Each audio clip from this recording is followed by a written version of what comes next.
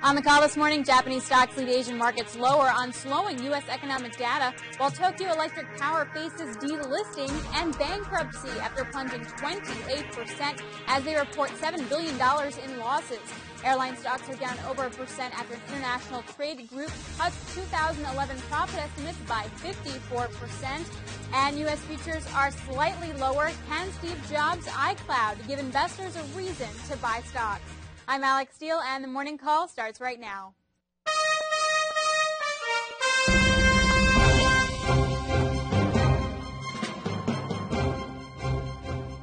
Good morning. I'm Scott Rudd, the Chief Strategic Officer at T3Live.com. And I'm Alex Steele for The Street, and together we bring you the morning call. Happy Monday, everybody. Happy Monday to you, Scott.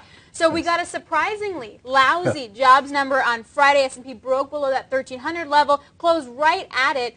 Where's that support? Is it 1295 or is it really the 1250 level we're now going to be looking at?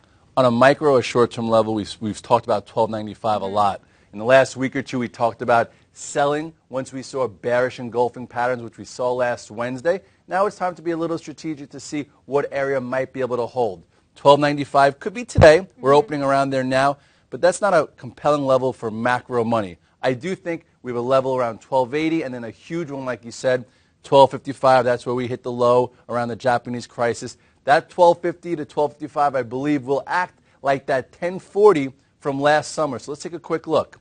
This is the chart. This was that descending channel we were talking about. Here was your breakout failure. Look at the potency of this bearish engulfing bar that hopefully got you out of some stocks. We are now at a small support. This 1295 might work today, maybe not. If we get enough selling pressure, I think we see this 1280, 1281, and then the 200-day is around 1261.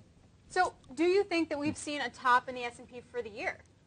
I can't say yet, but I don't think so. I think we're going to have this range where we now have the top end, which we know is about 1370, and then we have the bottom end, which we know now is 1250. I think there's a lot of problems in the economy. There's a lot of negative headlines, but I do think some things are moving forward. So we probably hold that 1250, 1255, bounce back, continue to find relative strength, good cash flow trades. I don't think the market goes nuts above that high, but I think we're going to fall somewhere within that range, maybe a little bit higher towards the end of the year. So in an environment where I feel like investors are just looking for a reason to sell, basically, and how much are you in cash and how much of you are looking for short-term cash flow opportunities? Well, on our note that we sent out on Wednesday, we showed the bearish action in the indices saying, hopefully you raised some cash or you got defensive. It all depends on your time frame. If you're in there for the last 10 years, it's a little bit different. If you're trying to time the market like we are or active investing, hopefully last week you went to cash. And then if you did so, you're going to have some opportunity in the next few weeks as we approach that 1280, which could happen quickly for an oversold bounce. Right. But on a macro level, I would like to see you put some money to work. If you miss this move, if you want to get really involved in the market, closer to that 1250, 1255 area, or even the 200-day, which is